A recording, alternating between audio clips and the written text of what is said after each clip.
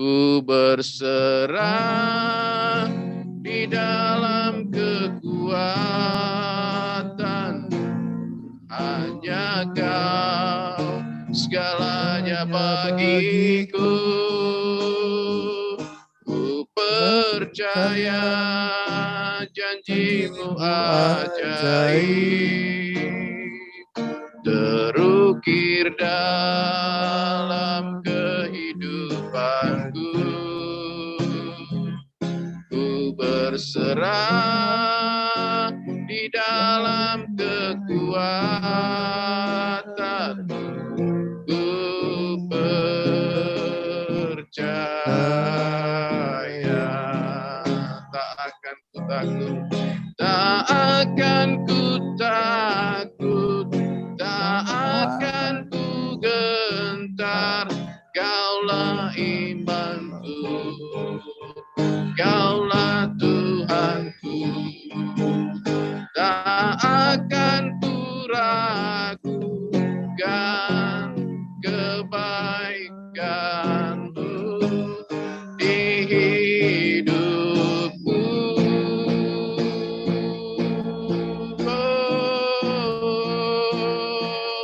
Ku percaya janji-Mu ajaib terukir dalam kehidupanku. Ku berserah di dalam kekuatan-Mu hanya Kau segalanya bagiku. Ku percaya janji-Mu ajaib terukir dalam kehidupanku. Ku berserah di dalam kekuatan-Mu. Ku percaya.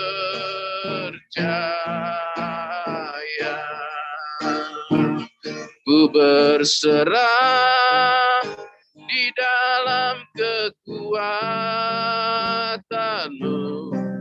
Ku percaya.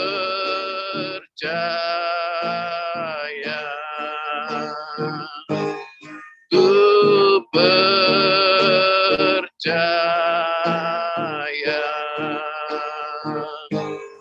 Ku percaya.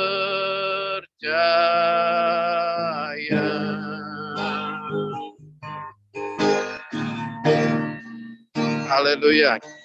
Kita memuji Tuhan.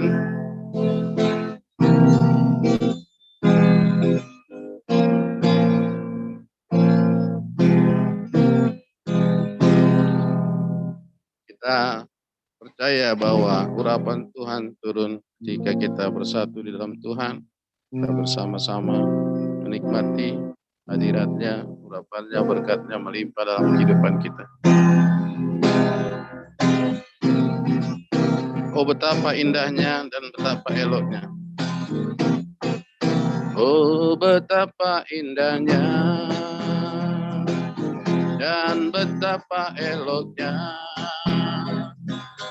bila saudara seiman hidup dalam kesatuan. Oh betapa indahnya dan betapa eloknya bila saudara seiman hidup dalam kesatuan. Pakurapan di kepala Harun yang kejanggut dan jubahnya turun seperti embunnya hari Hermon mengalir ke bukit Sion. Kesanalah diperintahkan Tuhan agar berkat-berkat dicurahkan, kehidupan untuk selamanya. Oh betapa indahnya, oh betapa indahnya, oh betapa indahnya. Dan betapa eloknya bila saudara seiman hidup dalam kesatuan. Oh betapa indahnya, oh betapa indahnya, dan betapa eloknya bila saudara seiman hidup dalam kesatuan. Baku rapat di kepala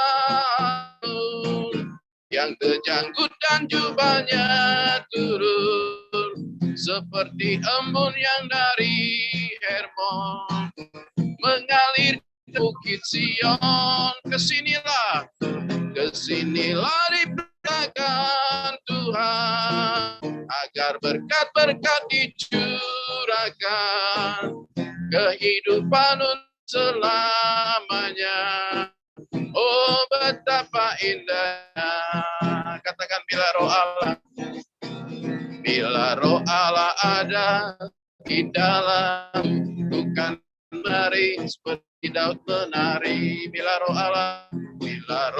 Allah ada di dalamku, bukan menari seperti Daud menari. Bukan menari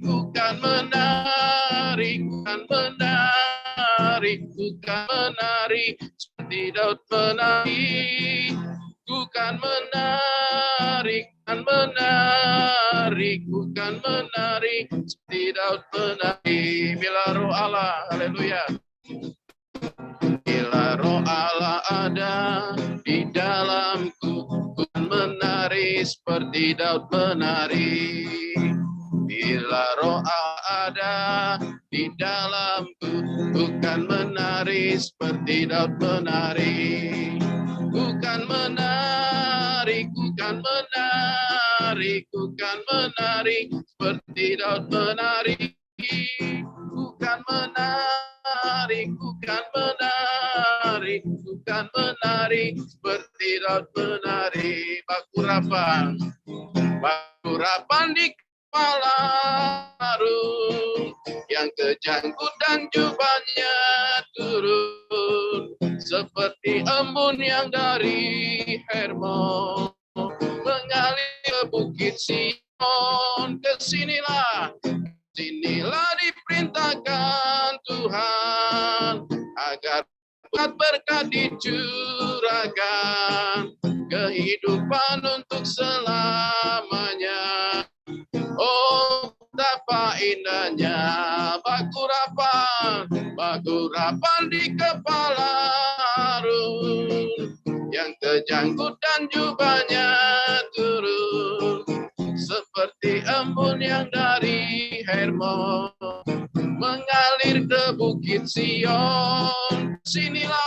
Kesinilah perintahkan Tuhan agar berkat-berkat dicurahkan kehidupan untuk selamanya.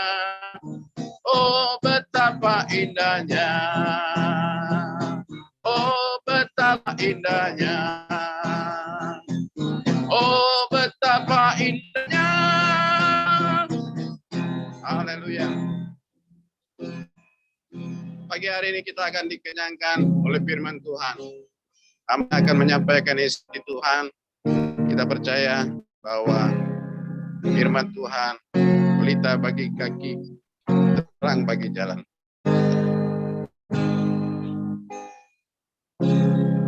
Hambanya telah dipersiapkan oleh Tuhan untuk menyampaikan isi hati Tuhan. Kita sambut firman Tuhan dengan pujian. Apapun yang terjadi dalam hidupku ini,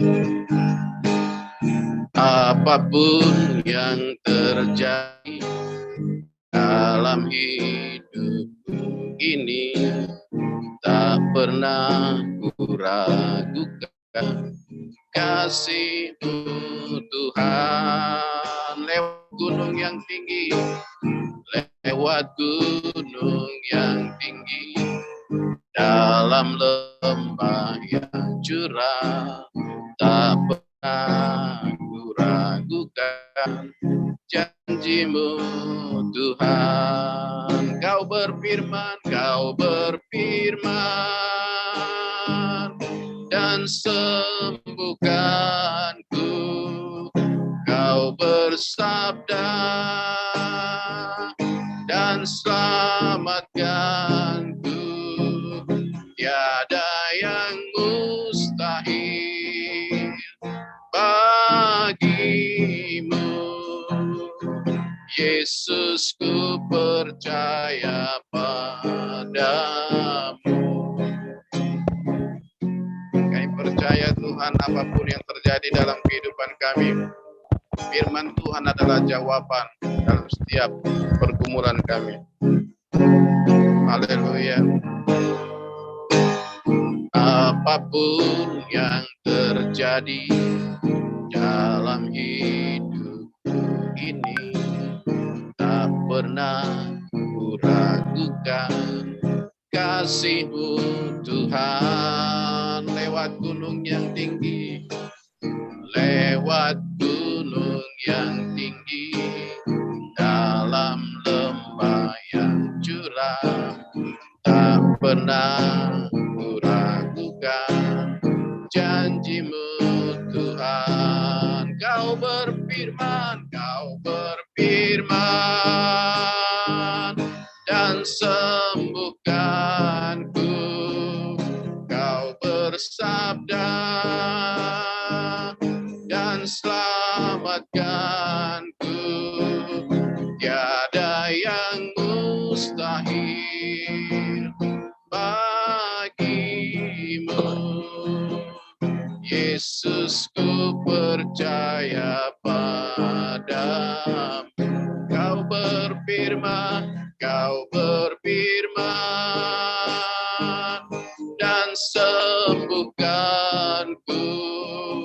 Kau bersabda dan selamatkanku. Tiada yang mustahil bagimu. Yesus, ku percaya padamu.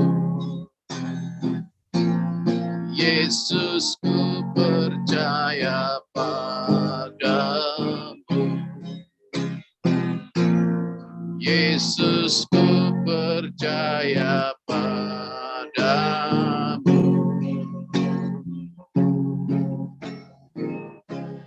Puji Tuhan, kami serahkan kepada hamba-Nya akan menyampaikan firman Tuhan. Haleluya.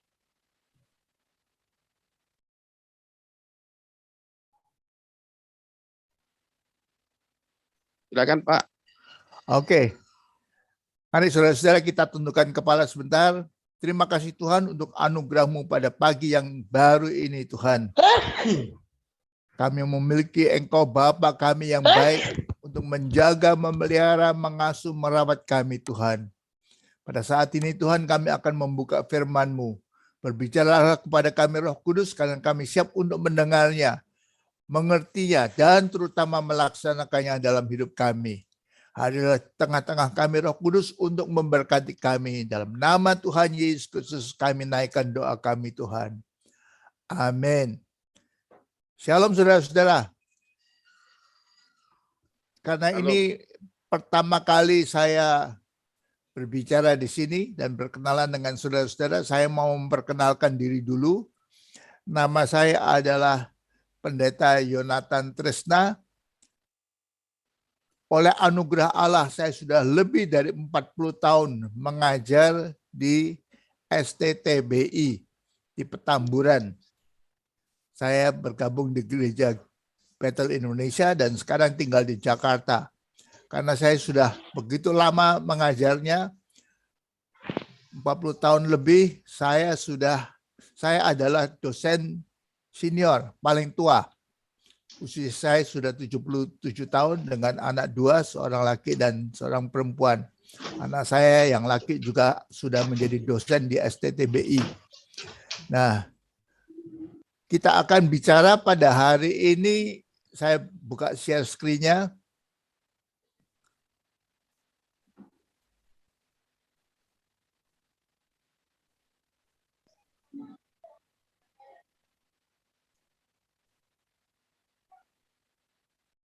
Apakah sudah bisa dilihat saudara-saudara share screen-nya?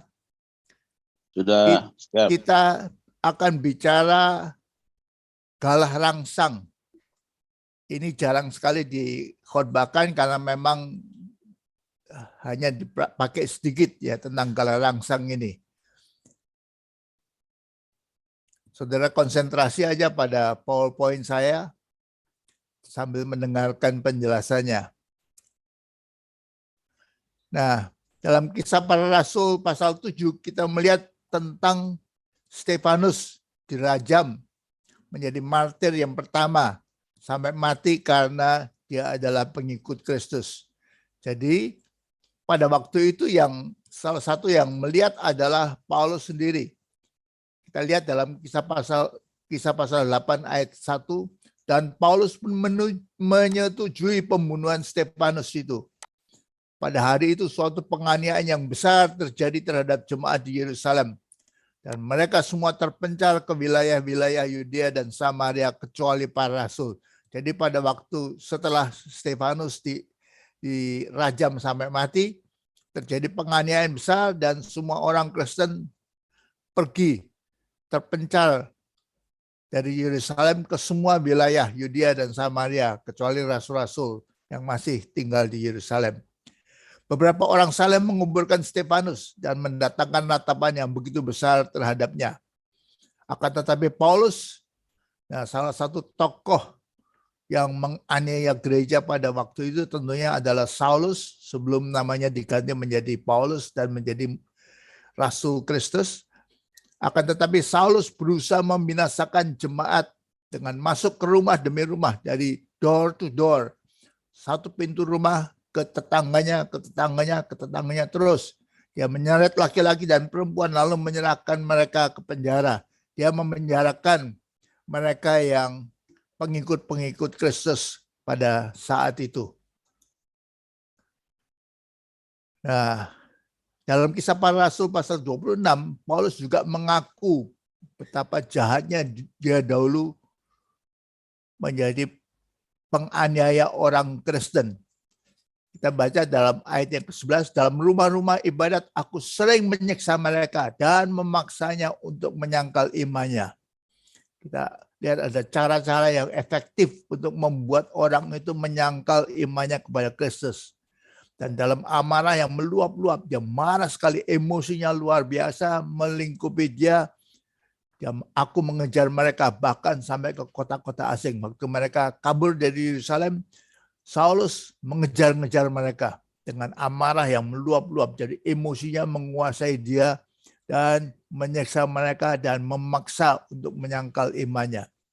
Dan dalam keadaan demikian ketika aku dengan kuasa penuh dan tugas dari imam-imam kepala sedang dalam perjalanan ke Damsyik, tiba-tiba ya Raja Agripa, pada tengah hari bolong aku melihat di tengah jalan itu cahaya yang lebih terang daripada cahaya matahari turun dari langit meliputi aku dan teman-teman. Jadi pada saat itu Allah sendiri harus berperkara dengan Saulus yang akan menjadi rasul, tapi yang pada saat itu sedang menganiaya gereja Tuhan. Nah, ini yang kita baca ya. Dia sering menyiksa orang-orang Kristen dan memaksanya untuk menyangkal imannya. Gampang nggak ini? Bagi Saulus gampang sekali. Sudah lihat gambar kiri atas itu ya. Diancam kalau seorang dewasa, pria dewasa diancam. Ini kalau kamu tidak menyangkal nama Yesus Kristus, menolak dia sebagai Tuhan dan Juru Selamat, ini jempol kananmu itu akan kami palu. Tentunya sudah tahu sakitnya luar biasa ya. Jempol dipalu dengan palu yang begitu gedenya. Atau kanan atas, kalau kamu tidak mau menyangkal Kristus, ini kelingkingmu kami potong terus menerus, setiap jarimu akan kami potong. Atau gambar kiri bawah itu. Ini caranya Paulus dengan mudah untuk memaksa orang-orang Kristen untuk menyangkal iman mereka, pengakuan mereka. Gambar kanan bawah malah seluruh pergelangan tangannya itu akan dipotong dengan golok sampai sampai putus semuanya. Mungkin kita mengatakan saya masih kuat. Iman saya masih kuat. Saya akan luar biasa. Saya tidak akan pernah menyangkal Kristus walaupun sampai mati. Mungkin kita yang sudah dewasa bisa berkata begitu. Tapi bagaimana kalau tangan itu bukan tangan kita, tapi tangan anak kita, anak kesayangan kita. Mungkin misalkan anak tunggal kita, anak perempuan kita. Kalau Bapak tidak mau menyangkal, kalau kamu tidak mau menyangkal Kristus, ini tangan anak-anakmu akan kami potong ini. Anak perempuanmu itu akan hilang tangannya itu. Potong di pergelangan tangannya itu.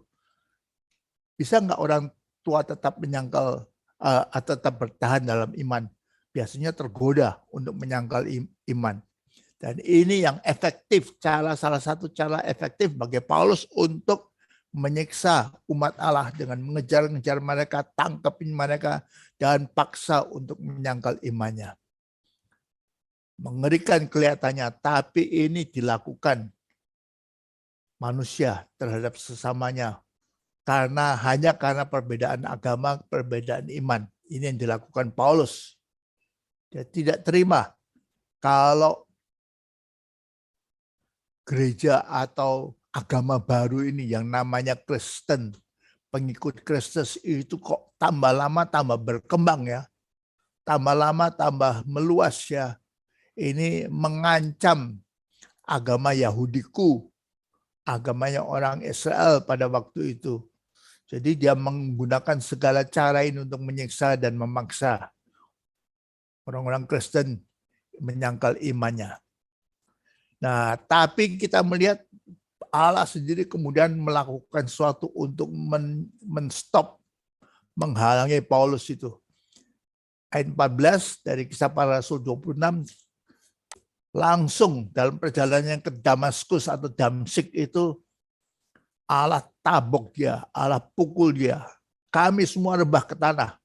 Dan aku mendengar suatu suara yang mengatakan kepadaku dalam bahasa Ibrani, Saulus, Saulus, mengapa engkau menganiaya aku? Sukar bagimu menendang kegala rangsang.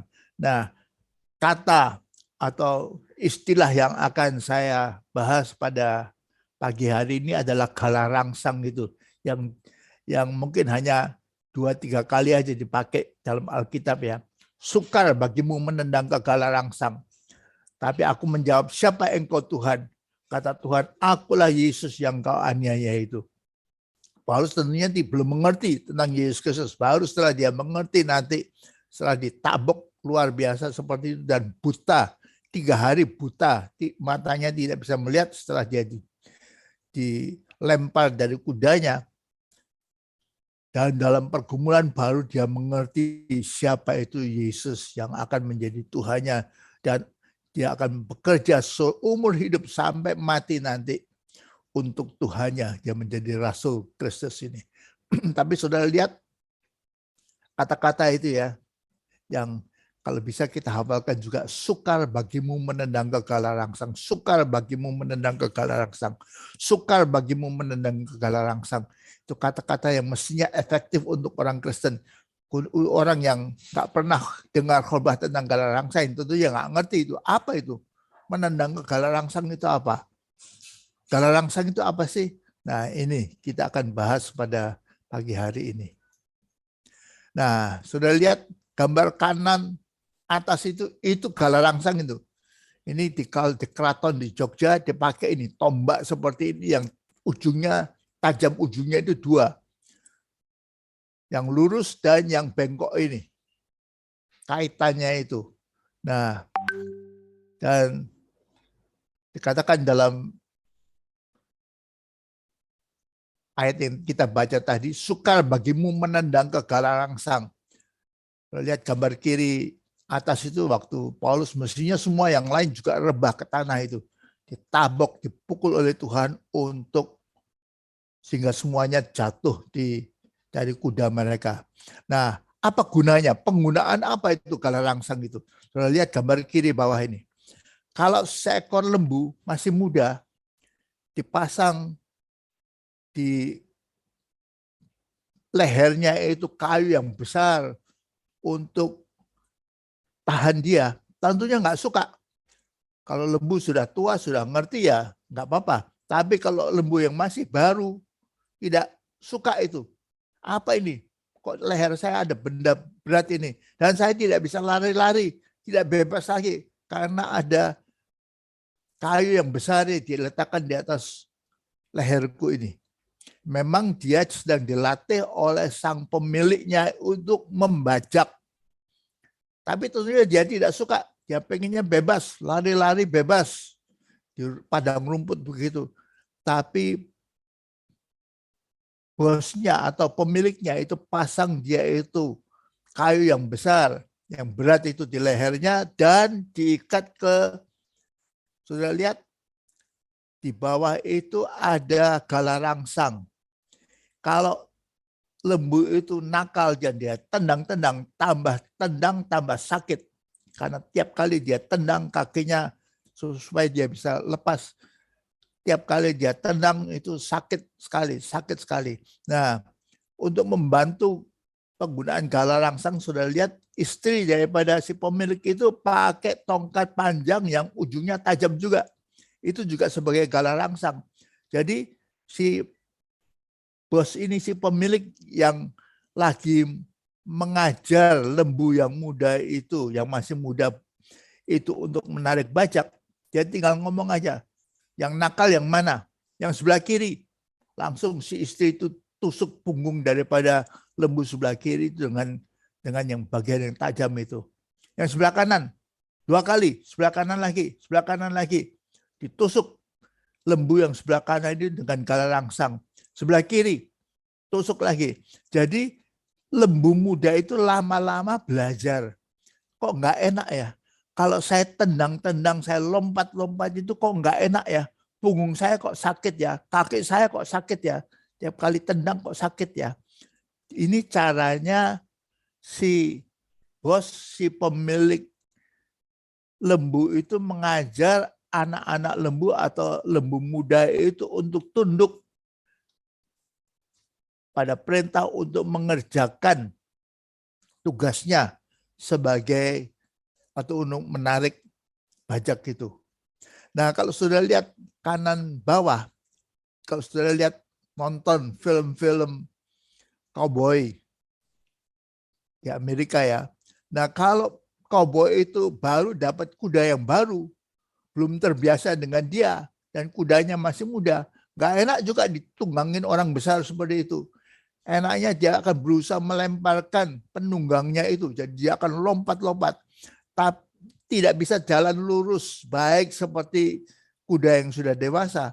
Jadi kuda yang muda itu akan tendang-tendang dan lompat-lompat. Tapi sudah lihat sepatu daripada si cowboy itu, di bagian belakangnya ada bagian yang tajam. Ada roda yang tajam, yang banyak gigi tajam itu. Tiap kali dia tendang, tiap kali si kuda yang muda itu tendang, langsung si cowboy itu kakinya dihentakkan begitu sampai bagian tajam itu tusuk perutnya daripada si kuda. Tiap kali dia lompat, sakit. Tiap kali lompat, sakit. Tiap kali lompat, sakit. Ini gantinya galarangsang. Galarangsangnya seperti roda yang tajam seperti itu. Nah, ini digunakan untuk menjinakkan, untuk mengajar lembu muda, sapi muda, kerbau muda, ataupun kuda muda, ataupun keledai. Galarangsang ini, baik seperti yang dipasangkan di sepatu itu, ataupun yang seperti kanan atas itu, tombak yang tajam itu ya. Dan dalam bahasa Inggrisnya, dalam Kisah pasal 9 ayat 5, it's hard for you to kick against the goats. Goats-nya itu galarangsang. Sukar bagimu, sulit bagimu, sakit enggak kalau tendang-tendang galarangsang ini? Ya tentunya sakit. Maka lebih baik taat aja, tunduk aja kepada bos ini. Ya, ini kata-kata yang tadi kita hafalkan. Sukar bagimu menendang galarangsang, it's hard for you to kick against the goats. Nah, kata-kata lain, are you hard of hearing? Budek. Apakah kamu tuli and kicking against the goats, dan tendang galarangsang ini? Sudah lihat ini si lembu muda kakinya lompat-lompat, dia tendang ke belakang karena dia tidak mau. Disuruh membajak tidak mau, maunya bebas. Maka tiap kali dia tendang ke belakang, kena tusuk sendiri. Tiap kali tendang ke belakang, kena tusuk sendiri. Setelah beberapa kali kena tusuk, dia akan belajar. Saya tidak boleh tendang ini. Kalau saya tendang ke belakang itu saya sakit. Kicking against the goats itu, menendang galarangsang itu sakit. Konyol kalau saya melakukan itu. Lama-lama dia itu ngerti. Si keledai atau si lembu muda atau si kuda muda itu lama-lama ngerti. Saya tidak boleh. Konyol saya. Rugi saya. Tambah saya tendang ke belakang, tambah sakit saya. Tambah rugi. Nah, ini digunakan oleh pemilik keledai atau kuda atau lembu muda itu untuk mengajar dan menghajar binatangnya. Nah, secara psikologis ini kita gunakan juga. Sehari-hari kita gunakan ini galarangsang. Reward and punishment. Upah dan hukuman. Sebelah kiri itu yang upah. Enak tentunya. Upah, enak, menyenangkan, menyebabkan damai, menyebabkan tenang. Dan kita cari itu. Kita cari hal-hal situasi-situasi yang menyebabkan kita enak. Kenyang makannya, rasanya enak, badannya dirawat, itu menyenangkan dan kita cari. Tapi sebaliknya kanan itu kelompok atau kolom coklat itu hukuman. Hukuman itu tidak enak. Hukuman itu menyakitkan. Hukuman ini menyebabkan kita resah, gelisah, dan kita hindari itu. Bahkan hukuman dicuekin itu juga merupakan hukuman. Dicuekin, tidak dipedulikan. Itu digunakan untuk melatih dan mengajar yang masih muda. Jadi ini reward and punishment, upah dan hukuman itu digunakan oleh si kusir untuk kuda mudanya itu belajar jadi kuda penarik yang baik, yang tenang, yang taat.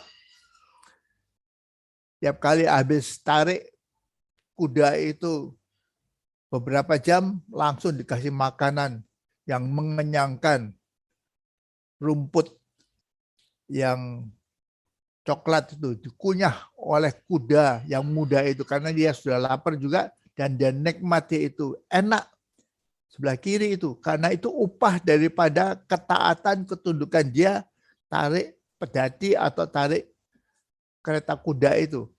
Nah, ini cara ini kita gunakan. Kita manusia gunakan dan Allah juga gunakan. Nah, kita lihat contoh ya. Penggunaan ini untuk apa ini? Upah dan hukuman ini. Untuk mengajar, untuk mendidik anak-anak kita misalkan, untuk melatih, untuk menyadarkan. Kalau nggak sadar, itu yang digunakan seperti Allah menggunakan galarangsang itu kepada Saulus supaya dia sadar, maka harus gunakan galarangsang ini yang sakit ini, yang tajam ini untuk mengarahkan, ayo ke kanan, ayo ke kiri, ayo maju, ayo berhenti. Ini digunakan reward and punishment itu upah dan hukuman. Nah, untuk misalkan untuk mengalahkan binatang ya, sudah lihat ini saya sudah pernah lihat ini baik di Hong Kong maupun di Amerika, di pantai begitu ya. Sudah lihat? Nah, gimana? Lumba-lumba itu kok bisa lompat dari air keluar begitu, lompat dan memasuki lubang itu. Lubang atau lingkaran itu. Ya karena dia sudah dilatih. Dan melatihnya dengan apa? Dengan upah dan hukuman itu. Kalau misalkan pelatih yang di tengah itu yang pakai baju biru itu, tiba-tiba dia tiup peluitnya. Kita penonton semua dengar juga, prit begitu. Tiba-tiba lomba-lomba itu berenang mendekati pelatih perempuan yang sebelah kiri atas itu, yang tangannya memegang lingkaran itu, langsung lumba-lumba itu lompat dari keluar dari air kemudian masuk lubang itu. Kok bisa ya? Kok bisa ya? kita semua penonton itu luar kita tepuk tangan ya. Dan lumba-lumba yang setelah dia itu berhasil lewati lubang itu, dia akan pergi ke platform, ke tempat di tengah itu, dia mendekati situ dan si pelatih yang pakai baju biru itu sudah tangannya sudah pegang satu ekor ikan kecil, dimasukkan ke mulutnya si lumba-lumba yang baru lompati lubang itu. Dia nikmat dapat makanan walaupun ikan kecil begitu ya. Yang gambar tengah atas, di mana itu? Prit begitu tiba-tiba si pelatih wanita itu yang pakai baju hitam itu tiba-tiba ada 2 ekor lumba-lumba yang angkat dia keluar dari air. Angkat. Di mana ikan itu bisa nurut seperti itu? Kenapa dia mau menurut seperti itu? Apa untungnya dia? Untungnya begitu selesai dia melakukan hal itu, dia pergi ke mimbar, ke platform itu, kemudian dia dapat seekor ikan untuk dia makan. Nikmat juga. Atau gambar kanan atas itu, bagaimana prit atau tanda sinyal apa, mungkin prit 3 kali, lumba-lumba itu pada keluar daripada air, hanya bertahan di atas ekornya. Mereka bisa dansa di atas air seperti itu. Gimana bisa ini? Ini harus dilatih, harus diajar. Dan cara mengajarnya dengan apa? Dengan upah dan hukuman, reward and punishment itu. Kalau habis dia itu dansa di atas air seperti itu, mereka itu pergi ke platform dan masing-masing dapat seekor ikan. Makanan mereka, snack mereka. Nah, gambar bawah, kita lihat gambar bawah kiri itu, ini saya pernah lihat itu juga. Kita semua penonton duduk di suatu lingkaran begitu ya, yang besar, yang banyak penontonnya ratusan orang begitu ya. Tiba-tiba ada teriakan begitu, prit 3 tambah 5 sama dengan, lalu burung itu dilepaskan. Di depan itu ada kotak-kotak dengan angka 1, 2, 3, 4, 5, 6, sampai 10. Tiba-tiba burung itu hinggap di nomor 8. Wah, penonton semua tepuk tangan, bersorak-sorai. Karena kok si burung itu bisa matematik ya. Mungkin seorang ibu akan berkata, bisik-bisik sama anak lakinya yang di pangkunya. Lihat itu. Burung itu aja bisa matematik ya. 3 tambah 5 sama dengan 8. Tentunya burung tidak bisa matematik ya. Tapi kita semua terpukau itu. Kok bisa tepat ya? Kok tidak hinggap di kotak yang 5 atau 3 atau 7? Kenapa hinggapnya di kotak 8? Karena pada waktu prit lalu 5 tambah 3 sama dengan, lalu kita tidak bisa melihat itu. Tiba-tiba dari 10 kotak itu, kotak nomor 8 itu lampunya menyala dikit. Lampunya menyala, ketip-ketip begitu. Dan burung itu tahu, setelah prit dengar suara itu, dia harus terbang ke kotak yang lampunya menyala. Dan dia lompat atau dia terbang ke kotak 8 dan kita semua tepuk tangan. Dan setelah itu artinya apa? Bawa biji-bijian di tangannya dan burung itu hinggap di tangannya sambil makan biji-bijian. Itu upahnya. Dengan upah seperti ini, kalau itu tambah hari tambah sudah terbiasa. Nikmat sekali bagi burung itu. Tiap kali dia itu hanya terbang aja yang biasa dia lakukan, tapi hinggap di nomor yang lampunya menyala sebentar itu, kita penonton tidak tahu itu semua. Tapi burung itu lihat itu. Dan dia dapat snack itu, biji-bijian itu. Nah, gambar tengah bawah itu, kita sering lihat ini ya, di Surabaya itu tanda bedes ya, monyet itu ya, yang bisa naik sepeda. Kok bisa ya? Gimana mengajar monyet itu bisa naik sepeda ya? Dan kenapa dia mau melakukan itu? Karena dia dapat upah. Sehabis dia itu terbang atau berkendaraan motor kecil itu, dia dapat makanan.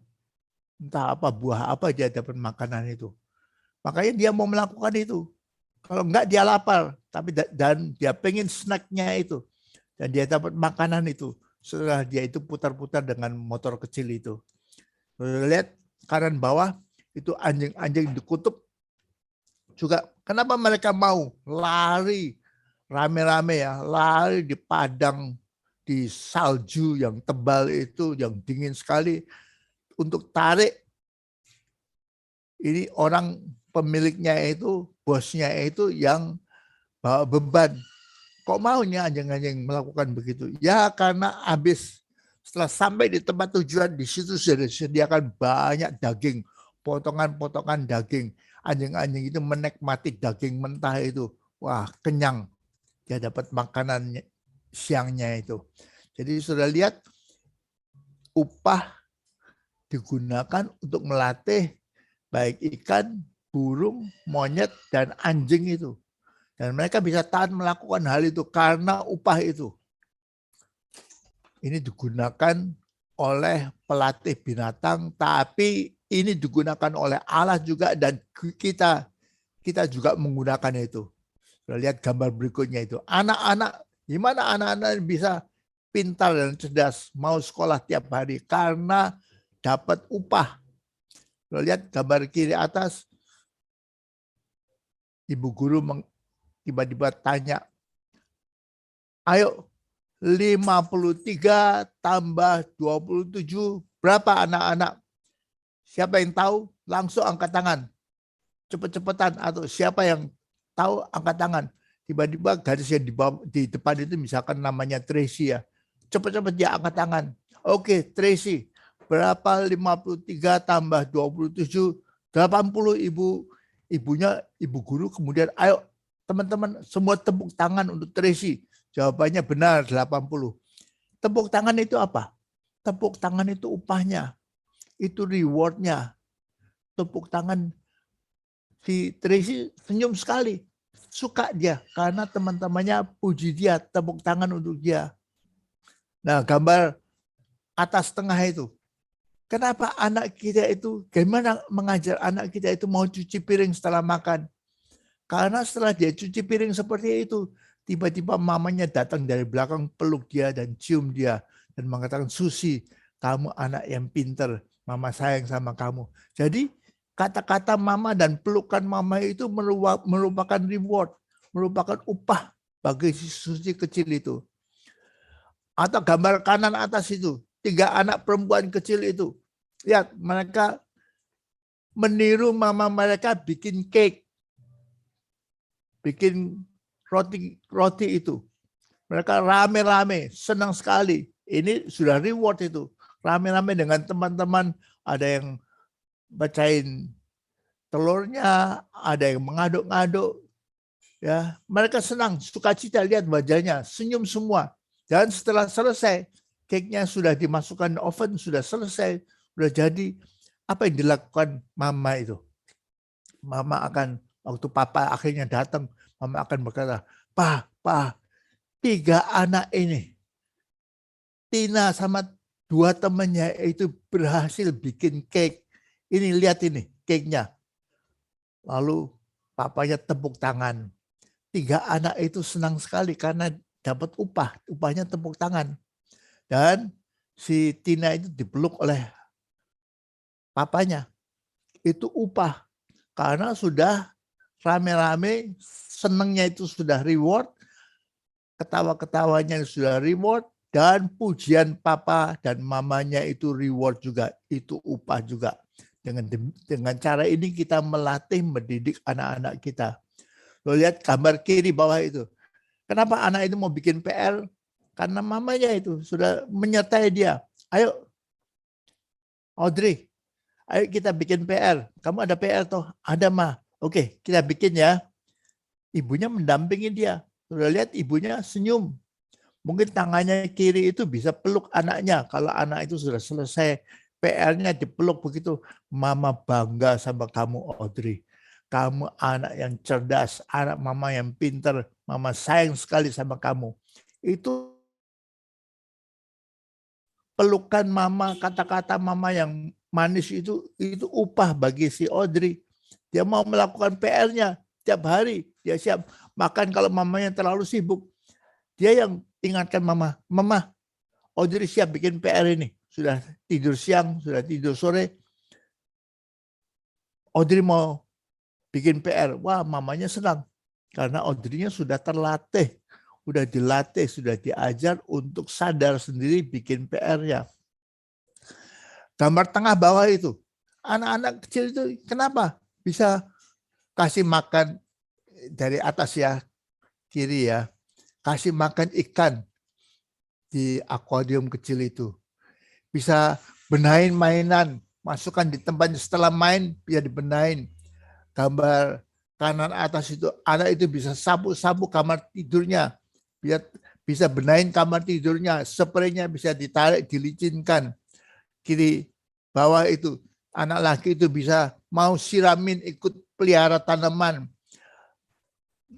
Tengah bawah itu, anak perempuan itu mau cuci piring, atau kanan bawah, anak perempuan itu mau bersih-bersihkan lemari buku di kamar mereka. Kenapa mereka melakukan ini? Karena setiap kali habis melakukan ini, dipeluk sama mamanya, dicium sama mamanya, dan mama berkata, Mama sayang sama kamu. Sebaliknya kalau tidak mau melakukan ini, mama akan cemberut, mama akan marah, mungkin mama akan pes pantat mereka. Karena mereka tidak mau melakukan apa yang diajarkan. Ini reward and punishment, itu upah dan hukuman. Misalkan gambar kanan bawah itu, mama berkata kepada si Audrey itu yang besar ya, Audrey, nanti Tina pulang sekolah, kalian berdua pulang sama-sama ya, gandeng tangan anakmu ya, jangan pernah dilepaskan.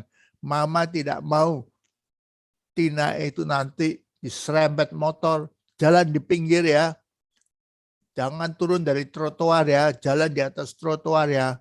Mama tidak mau adikmu Tina yang masih kecil celaka, keserempet motor atau mobil. Kamu pegangin terus ya, dari sekolah sampai pulang ke rumah ya, kamu gandeng adikmu itu ya. Nah, waktu Audrey melakukan itu sampai pulang ke rumah, mama peluk dia. Mama peluk keduanya, si Tina sama si Audrey. Ayo kita makan. Kalian kan sudah lapar ya.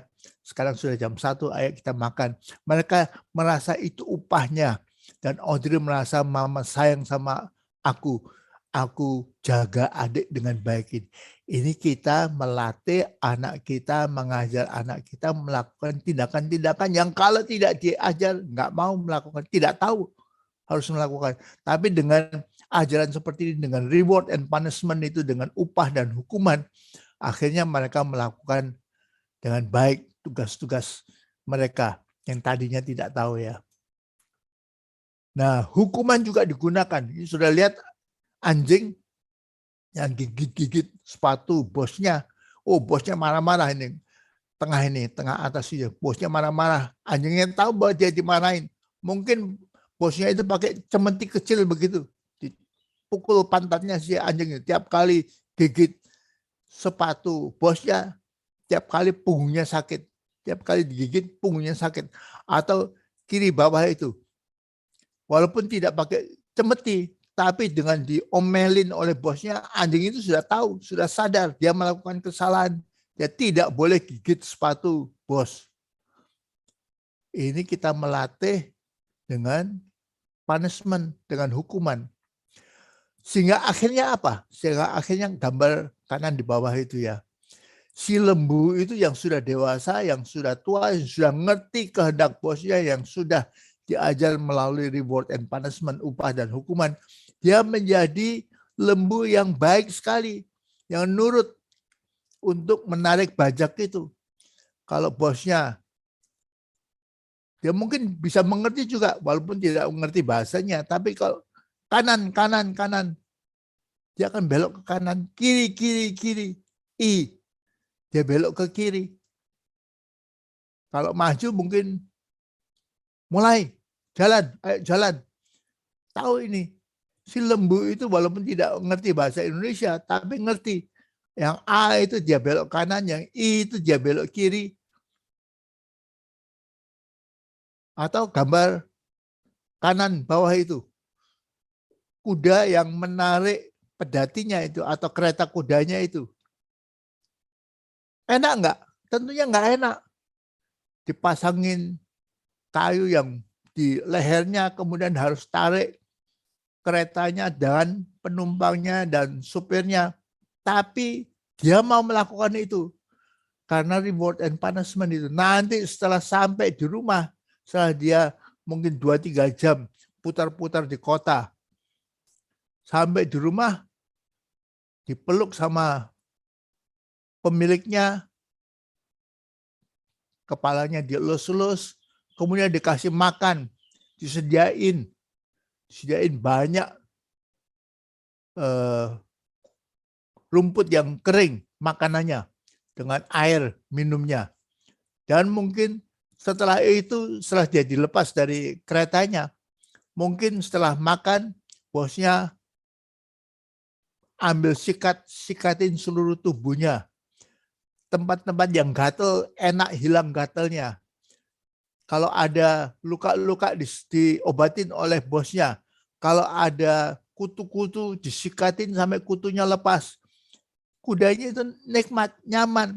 Dia tidak bisa lepaskan kutu di punggungnya sendiri, itu nggak bisa. Gimana caranya? Kakinya tidak bisa naik ke atas dan dia tidak tahu. Garuk-garuk pun nggak bisa kalau kuda itu ya. Paling-paling hanya gigit-gigit dengan, kalau bisa dengan lehernya dipalingkan ke belakang. Tapi dia nggak enak. Tapi kalau dia sudah melakukan tugasnya dengan baik, 2 jam atau 3 jam putar-putar di kota, di jalan aspal itu, maka dia menikmati upahnya, dapat makanan sekenyang-kenyangnya, dan disikatin oleh bosnya yang enak sekali, tubuhnya terasa, dan kutu-kutunya pada lepas, dia tidak gatal lagi, yang gatal sudah digaruk dengan sikat itu, dan kalau ada luka-luka, karena gigitan kutu-kutu itu atau karena sesuatu ada luka, bosnya ambil obatin punggungnya yang luka atau perutnya yang ada luka-luka itu. Nyaman sekali, itu upah. Dan karena ada upah ini, maka si kuda itu mau setia. Bukan kuda yang muda, kuda yang sudah dewasa, yang sudah ngerti keinginan bosnya, si kusirnya itu. Nah, saudara lihat kusirnya tidak perlu lagi pegang cambuk. Tidak perlu lagi pakai hukuman. Sebab dia sudah ngerti. Begitu talinya ditarik, sopir kan pegang 2 tali ini yang diikat ke kepalanya si kuda itu. Kalau tangan kanannya ditarik, dia tahu dia harus belok kanan dan dia belok kanan dengan sendirinya. Kalau tangan kiri yang ditarik, kuda itu tahu dia harus belok kiri. Enak sekali. Enak sekali dan pulangnya dapat upahnya. Sebaliknya kalau dia tidak, waktu masih muda, waktu kuda ini masih muda, masih suka tendang-tendang, masih suka berontak, maka sopirnya itu atau kusirnya itu harus pakai cemeti. Seperti gambar kanan atas itu. Tiap kali dia itu nggak nurut, sakit punggungnya, sakit punggungnya, sakit punggungnya. Karena dia tidak nurut. Dengan cara ini si kusir kuda itu dengan reward and punishment, dengan hukuman dan upah itu mendesain, mengajar kuda itu sehingga bisa taat kepada si kusir itu. Ini yang dilakukan Tuhan bagi kita juga. Kita semua melalui reward and punishment itu, upah dan hukuman Tuhan itu mengajar kita untuk hidup benar sesuai dengan firman Allah. Nah, sudah lihat ini. Kalau saya ngebut di jalan tol hanya boleh 100 km per jam. Kalau saya 150 km per jam, itu dilarang oleh polisi. Karena itu akan, kalau semua mobil 150 km per jam jalannya, walaupun mobilnya bisa, tapi dilarang karena kecelakaan akan banyak. Maka tiba-tiba di belakang terdengar sirene mobil polisi, dikejar oleh polisi dia, dan kena tilang. Harus bayar 1 juta tilangnya. Wah, rugi juga ya. Saya nekat 150 km per jam, 150 km per jam, saya harus bayar 1 juta. Rugi besar juga ya. Rugi juga ya. Akibatnya apa? Akibatnya saya nggak mau, saya takut, saya batasi kecepatan. Begitu mendekati 195 sudah ada suara ting ting ting ting, kita sudah diperingatkan jangan cepat-cepat, jangan cepat-cepat karena kita sudah setel itu.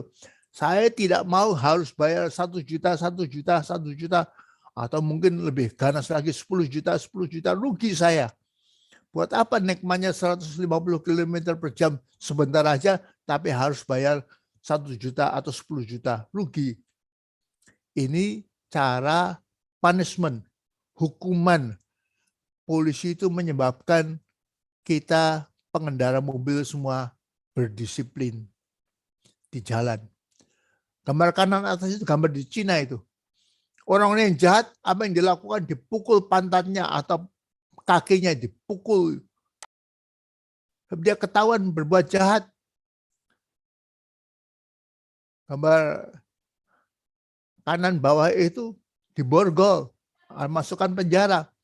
Saya berani jual narkoba, saya akan diborgol, ditangkap, diborgol, masuk penjara 5 tahun, 10 tahun. Rugi nggak? Rugi besar. Itu hukuman. Karena saya jual narkoba 10 tahun, saya nggak lihat anak istri itu. Nggak bisa peluk anak istri lagi. Karena saya jual narkoba. Nah, gambar kiri bawah itu anak yang dihukum. Kita melatih, mengajar, mendidik anak kita juga melalui upah dan hukuman. Kok tadi ibu guru telepon mama, Joni, kamu nggak sekolah ya? Nggak datang ke sekolah ini. Kenapa ibu guru telepon mama? Nah, waktu papa datang, petangnya, mamanya lapor, Joni tadi bolos dari sekolah. Ibu guru telepon. Benar begitu Joni? Ya Joni harus angguk-angguk ya. Sekarang di sana 1 jam kamu di pojok ya, di tembok, menghadap ke tembok. Kita makan, kamu makanya nanti ya setelah 1 jam ya, kamu berdiri di situ. Nggak boleh nonton televisi, nggak boleh pegang HP, hanya duduk di pojok atau berdiri di pojok begitu aja. Atau gambar tengah bawah itu, ibu yang kasih peringatan kepada anaknya. Itu kalau kamu masih melakukan ini, kamu nggak bikin PR-mu, kamu nggak makan ya malam ini ya, hukumannya. Atau kalau kamu lakukan PR-mu, mama kasih kamu apel ini. Kamu makan, nikmati apel ini di kamarmu sana. Ya, dengan reward dan punishment, upah dan hukuman kita mendidik orang-orang, disiplin orang-orang, bahkan orang yang dewasa pun harus didisiplin melalui polisi itu dengan kasih tilang 1 juta, tiap kali ngebut 1 juta, ataupun tiap kali berani jual narkoba atau pakai narkoba masuk penjara, penjaranya nggak kira-kira 5 tahun, 10 tahun, atau kalau di Cina dulu sungguh-sungguh sakit, digebukin sama agojo-agojo ini. Ya, tidur kaki terbuka begitu, pahanya dipukulin sama agojo-agojo ini. Ini reward dan punishment, upah dan hukuman yang digunakan untuk supaya kelakuan kita itu berdisiplin dan baik. Nah, bagaimana Allah itu melakukan itu? Ya, Allah juga menggunakan reward and punishment itu. Lihat gambar kiri atas itu. Ya, saya ditipu lagi. Saya ditipu lagi. Uang saya habis 100 juta ini. Lihat dompet saya jadi kosong sekarang. Kena tipu lagi, kena tipu lagi. Kenapa? Ya karena dia koruptor sendiri. Dia menipunya mungkin, atau ya korupsinya mungkin hanya 10 juta aja. Ambil uang perusahaan 10 juta. Tapi dia kehilangan 100 juta. Ditipu sama orang. Ini cara Allah mendidik dan mendesain tingkah laku kita supaya kita tidak jadi koruptor. Gambar kanan atas itu gambar apa? Bukan gambar orang tua yang senyum, itu orang tua yang separuh tubuhnya, bagian kanannya kena stroke gitu, lumpuh separuh. Karena apa? Karena jahat, mungkin suka KDRT pada istrinya, suka anaknya ditendangin, istrinya ditonjok, dipukul, maka Allah bila bolehkan suatu saat tiba-tiba dia kena stroke. separuh badan kanannya itu tangannya tidak bisa digerakkan, kakinya tidak bisa dikontrol, dan wajahnya peot karena kena stroke itu. Dibolehkan oleh Allah supaya apa? Supaya kita sadar, iya saya jahat juga ya. Kenapa saya pukulin istri saya? Kenapa saya tendangin anak saya, laki dan perempuan itu ya? Kenapa saya jadi orang yang jahat? Jadi bapak kok jahat seperti ini ya? Jadi suami kok jadi jahat seperti ini ya? Nah, gambar kiri bawah itu, anak muda tidak pulang ke rumah semalaman hanya untuk pesta-pesta berdugem ria, mabuk-mabukan. Setengah mabuk dia pulang naik mobilnya, tapi mobilnya tiba-tiba tabrak tiang jalan tol sampai hancur, sampai rusak seperti itu. Apa akibatnya? Akibatnya si anak muda itu, mobil 200 juta hancur seperti itu, atau 300 juta hancur seperti itu. Ini semua gara-gara saya bermabuk-mabukan. Nyetirnya tidak lurus lagi karena saya mabuk itu. Nyesel juga ya. Enaknya cuma sedikit, mabuk-mabukan sama teman-temannya itu berdugem ria itu. Enaknya hanya sedikit, tapi mobil saya 300 juta hancur parah seperti itu. Harus dibuang itu. Sudah tidak bisa diperbaiki, memperbaikinya lebih mahal daripada 300 juta itu. Karena sudah hancur bagian depannya itu.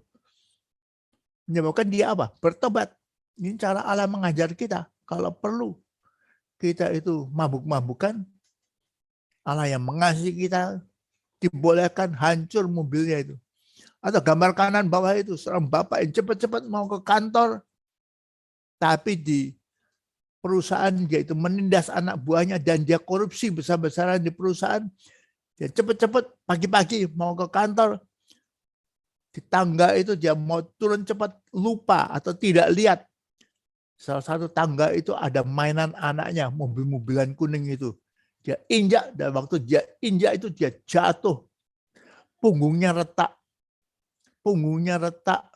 Hanya karena injak mainan anak itu, karena cepat-cepat mau turun tangga itu. Dia harus 3 bulan terbaring di rumah sakit dan kemudian di rumah tidak bisa bergerak sama sekali. Gimana karirnya? Ya, karirnya akan habis. Gimana kebiasaan korupsinya? Ya akan berhenti.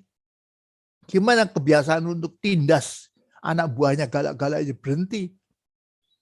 Allah bisa melakukan ini, ya Allah bisa melakukan, dan Allah melakukan ini. Dalam Alkitab kita baca banyak ini.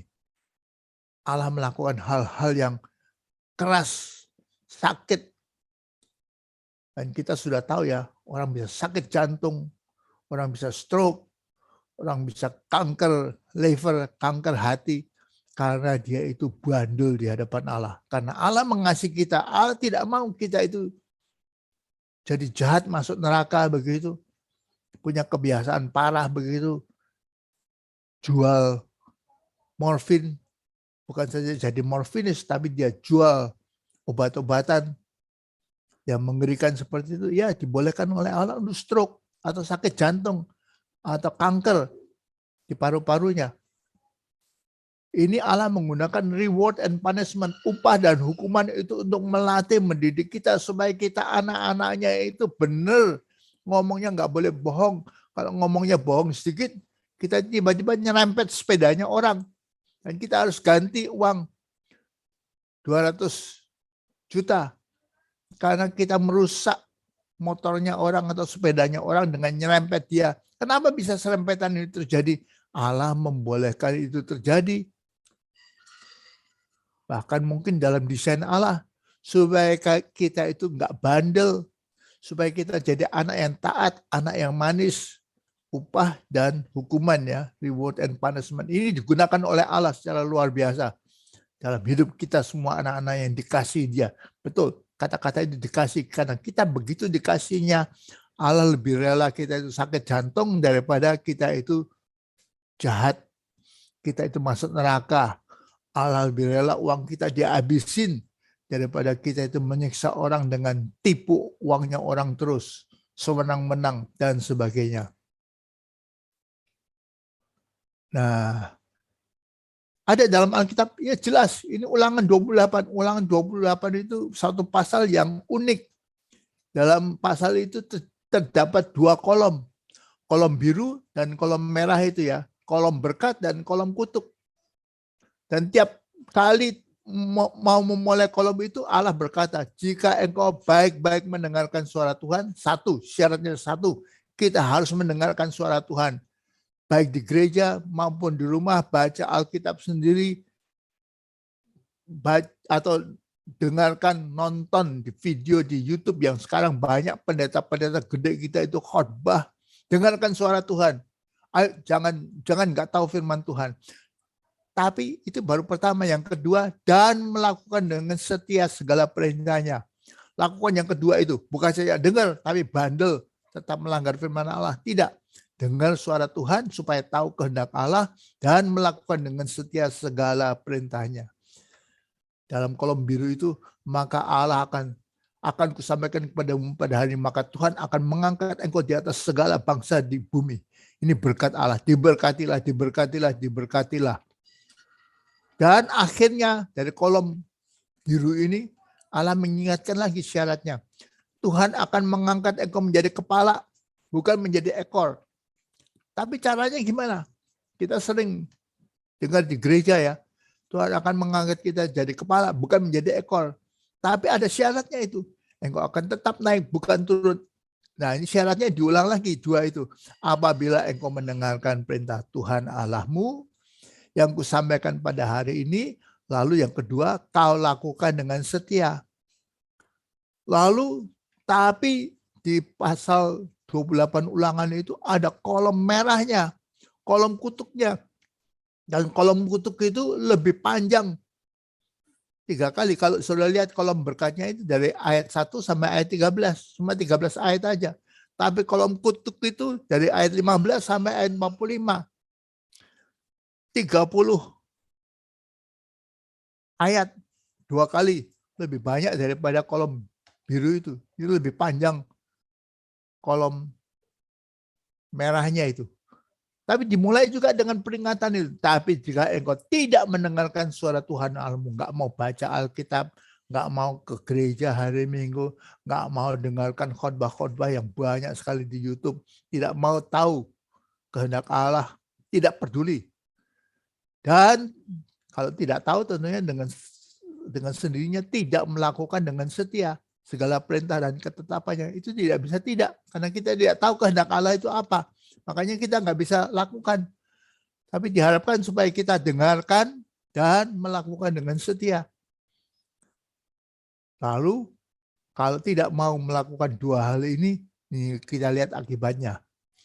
Maka segala kutuk ini akan datang kepadamu dan mencapai engkau. Terkutuklah, terkutuklah, terkutuklah, terkutuklah, terkutuklah, terkutuklah. Lebih panjang kutuknya dan daripada sebelah kiri itu diberkatilah, berkatilah.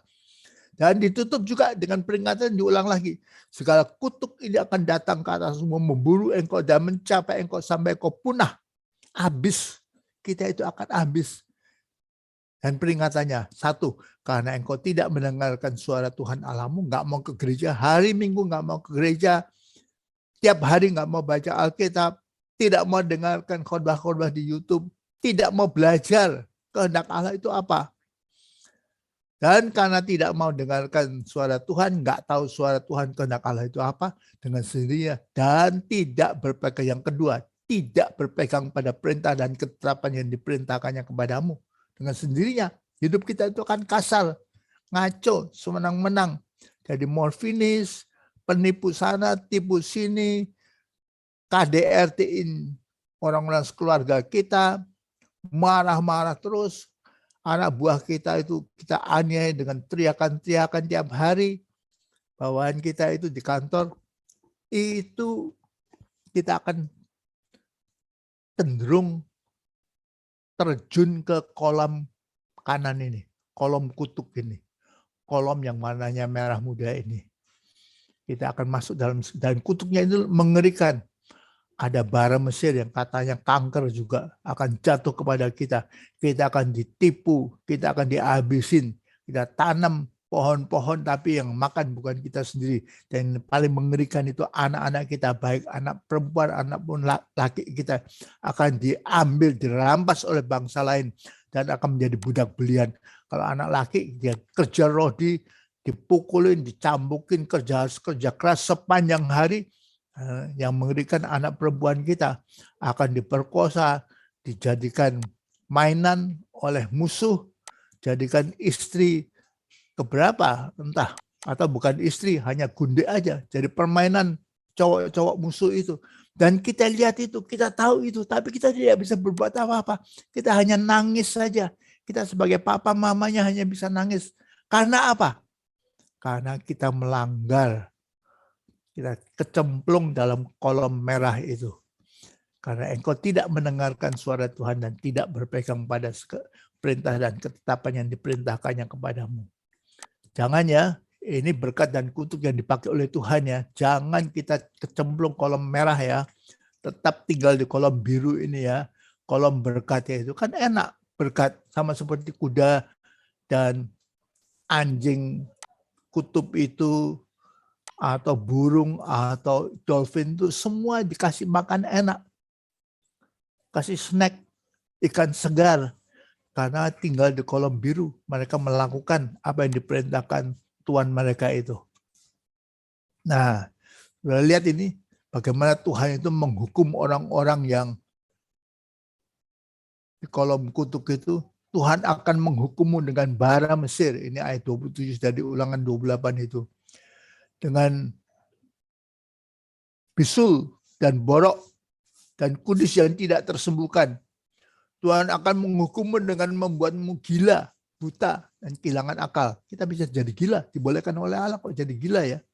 Ya, pada siang hari engkau akan meraba-raba seperti orang buta yang meraba dalam gelap. Siang hari banyak sinar kok kita nggak bisa lihat ya, karena mata kita tertutup buta. Perjalananmu tidak akan berhasil, tapi kamu akan terus-menerus diperas dan dirampas, habis terus uang kita. Penghasilan kita habis, rumah kita habis, harus dijual. Dan tidak ada seorang pun yang menyelamatkanmu. Allah tidak menyelamatkanmu, kita. Ayat 31. Lembumu akan disembelih di depan matamu, tapi engkau tidak memakannya. Kita nggak bisa ini dirampas oleh bangsa-bangsa asing ini. Keledaimu akan dirampas daripadamu dan tidak akan dikembalikan kepadamu.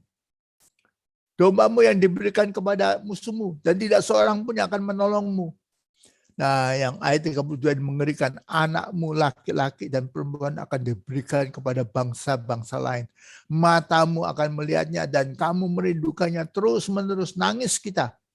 Namun tanganmu tidak dapat melakukan apa-apa.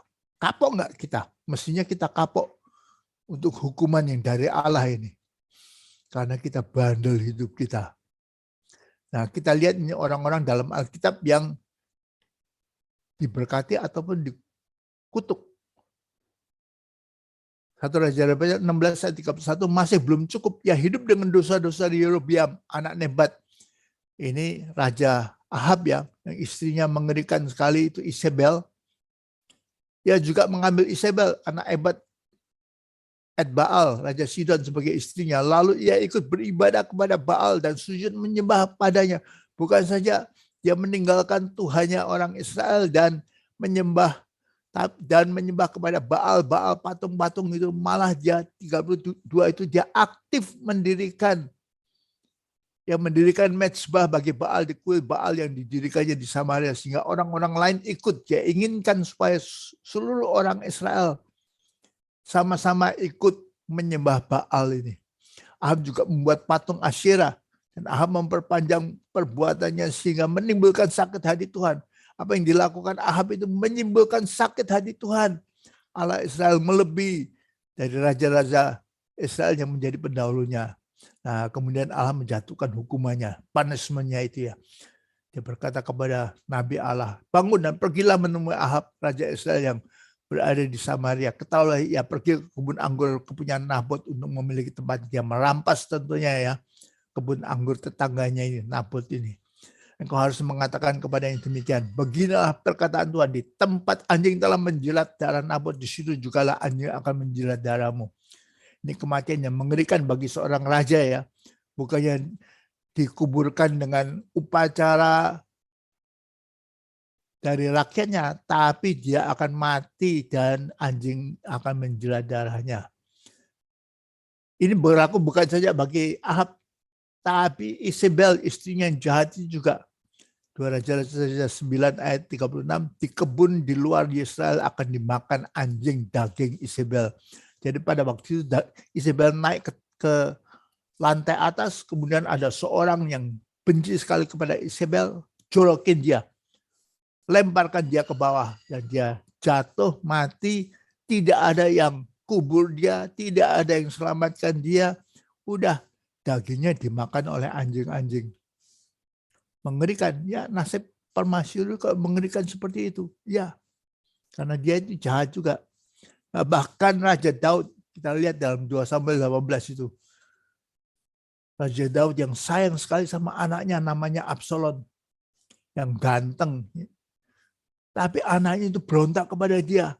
Anaknya itu usir dia daripada istana raja. Dikejar-kejar oleh tentara anaknya itu. Tapi oleh anugerah Allah suatu saat itu Absalom yang mati.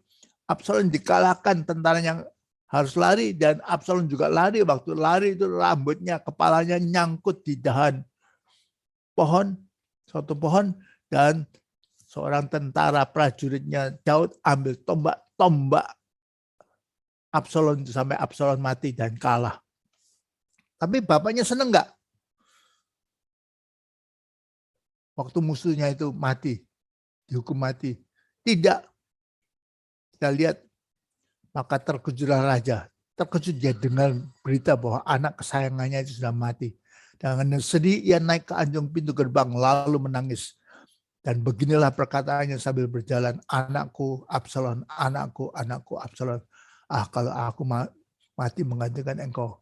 Lebih rela dia mati daripada Absalom mati. Bilangan 21, umat Israel yang ngomel melulu, yang menekan Musa, Allah lakukan apa? Lalu Tuhan menyuruh menciptakan di padang gurun yang kering gersang itu tiba-tiba banyak ular tedung yang memagut mereka sehingga banyak dari orang Israel yang mati. Herodes, wah, raja yang hebat itu, tapi menyedihkan, menyakitkan hati Allah. Kita baca dalam Kisah 12 ini. Dan pada suatu hari ditentukan Herodes mengenakan pakaian kerajaan lalu duduk di atas tahta dan berpidato kepada mereka. Dan rakyat bersorak membalasnya, ini suara Allah dan bukan suara manusia. Jadi pujaan rakyat itu begitu luar biasa.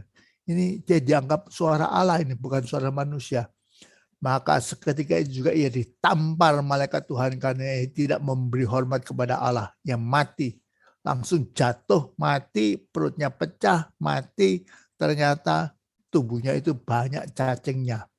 Yang mati dimakan cacing-cacing. Ini contoh-contoh dari kutuk-kutuk hukuman itu. Upah dan hukuman ini bagian hukumannya. Punishment itu. Nah, kita lihat yang rewardnya. Dan sedikit punishment lagi ya. Dalam 1 Raja-Raja 17, ini wanita janda Sarfat itu yang menolong Elia. Tepung dalam tempayan tidak habis dan minyak dalam bulu-bulu itu tidak berkurang seperti firman Tuhan yang diucapkannya dengan perantaraan Elia. Tuhan mendengarkan permintaan Elia dan nyawa anak itu pulang ke dalam tubuhnya sehingga ia hidup kembali. Jadi anaknya yang sudah mati hidup kembali oleh Elia. Kemudian kata perempuan kepada Elia, sekarang aku tahu bahwa engkau abdi Allah dan firman Allah yang engkau ucapkan adalah benar. Allah memberi reward kepada wanita ini yang menolong Elia, nabinya, dengan anaknya mati bangkit kembali dan tidak pada waktu paceklik, tidak ada makanan seperti itu, rotinya tidak habis, tepungnya tidak habis, minyaknya tidak pernah habis. Rut pasal 4. Lalu Boas mengambil Rut dan perempuan ini menjadi istrinya dan dihampirinya lah dia. Maka atas karunia Tuhan perempuan itu mengandung lalu melahirkan seorang anak laki. Saudara-saudara yang wanita, ibu-ibu punya anak itu anugerah. Atas karunia Tuhan perempuan itu mengandung lalu melahirkan seorang anak laki-laki. Nah, bukan saja punya anak itu anugerah, Nikah pun kita dalam Keluaran pasal 1, bidan-bidan yang tidak mau membunuh anak-anak orang Israel. Bidan-bidan itu takut akan Allah dan tidak melakukan seperti apa yang dikatakan Raja Mesir kepada mereka waktu Firaun mengatakan karena masa terancam orang-orang Israel, bunuhin aja. Tapi bidan-bidan tidak mau dan membiarkan bayi-bayi itu hidup. Ayat 21, ini upah Allah. Dan karena bidan-bidan takut akan Allah, maka ia membuat mereka berumah tangga. Bahkan nikah pun itu adalah anugerah Allah bagi kita ya. Waktu tabut Allah dibawa ke Yerusalem, terjadi musibah. Daud akhirnya memerintahkan berhenti. Karena ada kematian itu. Dan dekat situ rumahnya siapa yang paling dekat? Rumah yang paling dekat adalah rumahnya Obed-Edom. Bukan orang Israel, orang Gad. 3 bulan lamanya tabut Tuhan itu tinggal di rumah Obed-Edom, orang Gad itu. Dan Tuhan memberkati Obed-Edom dan seisi rumahnya. Ini reward, upah yang besar bagi Obed-Edom. Karena tabut perjanjian itu numpang di rumahnya dan dia diberkati. Nah, saya kasih contoh lagi. Ini yang mengerikan ya, sebagai kutuk ya.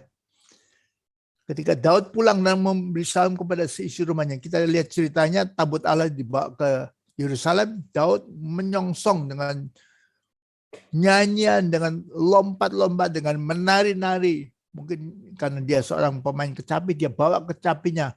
Mungkin karena dia lompat-lompat itu panas, gerah. Jadi jubah kerajaannya dilepas. Dia hanya pakai baju tipis saja, berkeringat sekali. Tongkat kerajaan ditinggal juga supaya dia bisa lompat-lompat. Dia puas sekali menyongsong datangnya tabut Allah itu ke Yerusalem. Udah puas seperti itu ya, sudah puas seharian menari-nari dan menyongsong itu, dia pulang ke rumah. Pikirnya seluruh isi rumahnya akan menyongsong dia dengan sukacita juga. Tapi ternyata istrinya tidak. Ketika Daud pulang untuk memberi salam kepada isi rumahnya, maka keluarlah Mikal binti Saul ini, anaknya Raja Saul, Mikal yang judes itu, mendapatkan Daud katanya, betapa raja orang Israel ya, kamu ini ya, yang menelanjangi diri, kamu ini telanjang hari ini di depan mata budak-budak perempuan, para hambanya. Kamu merasa terhormat ya hari ini ya, kamu ini orang yang hina, dengan tidak malu-malu menelanjangi dirimu sendiri, dirinya. Mana jubah kebesaranmu? Mana tongkat kebesaranmu? Kenapa pakai baju tipis itu? Ya itu berkeringat basah semua. Dilihatin cewek-cewek itu. Nggak malu ya? Kamu menelanjangi dirimu sendiri. Jadi istri yang judes ini menyambut dia dengan omelan yang parah itu. Langsung jatuh hukuman Tuhan bagi Mikal. Mikal binti Saul tidak mendapat anak sampai hari matinya. Dia langsung jadi mandul. Buat ibu-ibu biasanya mandul juga berat ya. Tapi untuk istri, untuk permaisuri mandul itu akan dibuang. Harus diganti. Raja membutuhkan anak. Harus punya anak permaisuri raja itu. Tapi Mikal tidak punya anak mandul sampai hari matinya. Dia harus dibuang, diganti. Turunkan dari jabatannya sebagai permaisuri. Diganti dengan permaisuri yang lain. Sudah dia tinggal di rumah aja sana. Di salah satu ruangan yang disediakan di dalam istana raja. Udah di sana sampai mati di sana. Udah habis ini tidak kedengaran lagi nama Mikal, tidak jadi tokoh lagi. Sebab dia sudah jadi orang buangan. Permaisuri raja kok jadi orang buangan? Ya karena dia itu kata-katanya judes galak seperti itu ya. Dia menerima kutuk daripada Allah ya. Jadi kutuk dan berkat itu, reward dan punishment itu banyak kita lihat dalam Alkitab. Allah menggunakan itu untuk kita itu mengerti kehendaknya ya. Jadi mana yang kita pilih?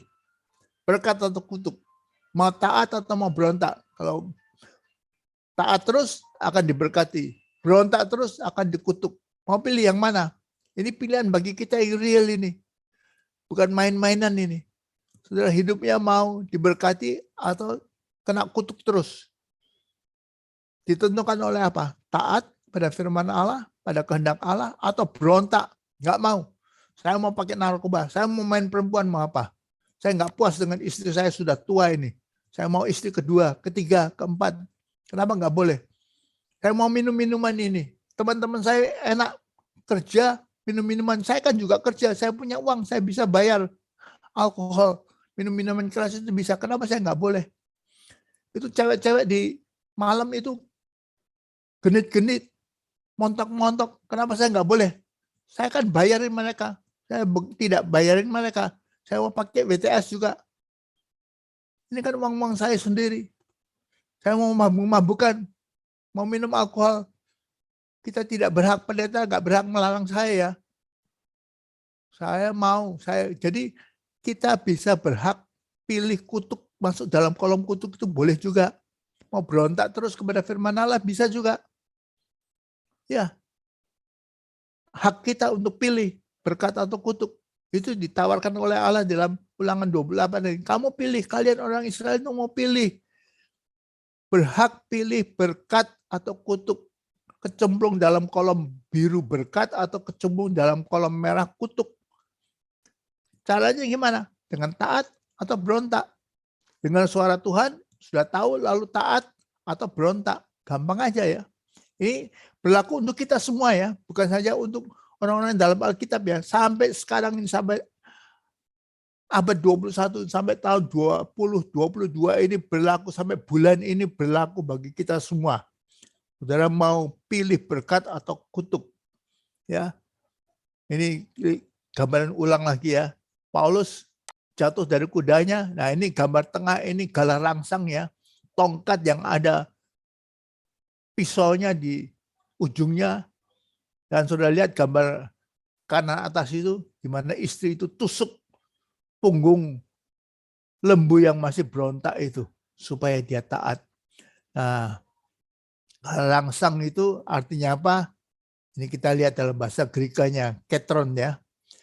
Ada kentron adalah tongkat besi berujung runcing yang dipakai untuk memangsa hewan besar melakukan hal yang diinginkan tuannya. Untuk membajak misalkan, untuk tarik pedati. Sebaliknya menendang galah rangsang adalah melakukan tindakan sia-sia yang hanya menyakiti diri sendiri. Si anak lembu itu, lembu muda itu tendang-tendang, ya sakit sendiri, punggungnya sakit, kakinya juga sakit kena galah rangsang itu. Jadi kata-kata yang saya minta saudara hafalkan itu, sukar bagimu menendang ke galah rangsang. Hafalkan itu. Apa itu artinya? Ya, saudara jelaskan. Jadi saudara bisa berkata kepada anak-anak muda di jemaat ya, saya dengar kok kamu ganti-ganti pacar terus ya. Sukar bagimu menendang ke galah rangsang. Kepada seorang bapak yang mulai selingkuh, saya dengar bapak mulai selingkuh ya. Bapak mulai hidupnya binal ya. Sukar bagimu menendang ke galah rangsang. Ibu-ibu, saya dengar bapak mengeluh karena ibu cerewet sekali ya.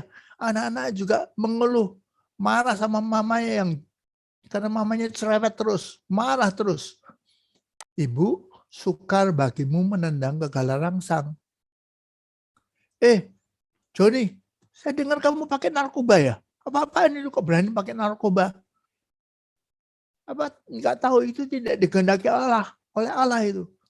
Sukar bagimu menendang ke galah rangsang, sakit sendiri.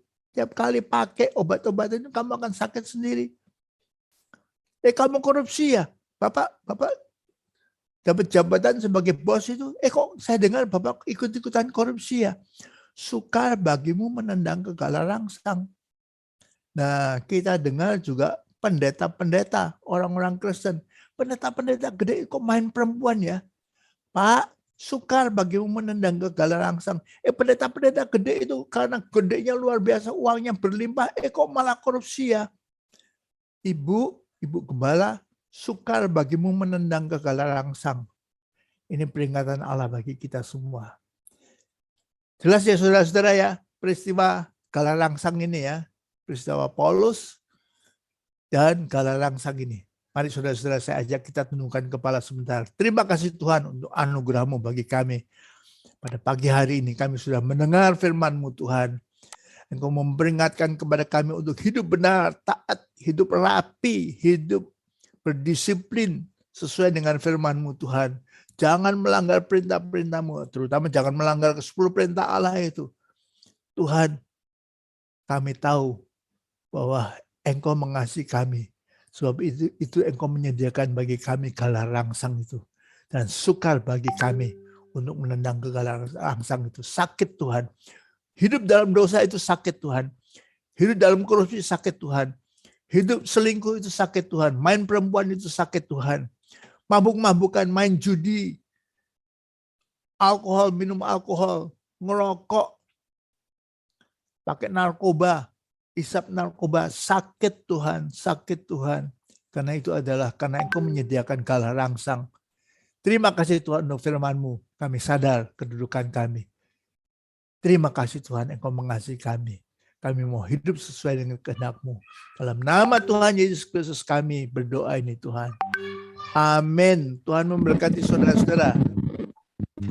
Amin. Namanya Pak Pendeta Tuhan tentang reward, punishment, dan upah hukuman yang awal dari kisah Saulus yang diajar oleh Tuhan.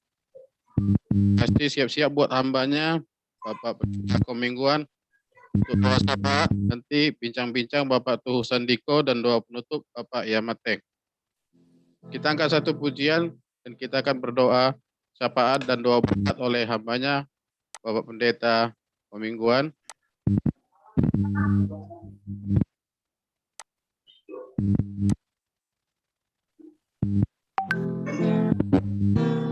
Aku mengasihi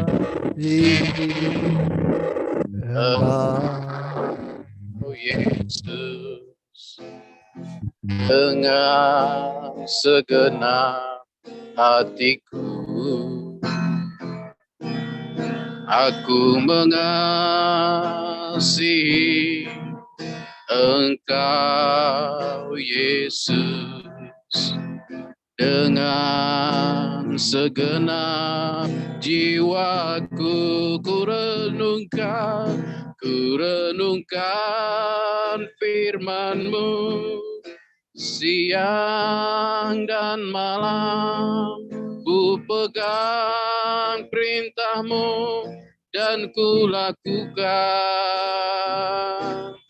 Engkau tahu ya Tuhan, tujuan hidupku hanyalah untuk menyenangkan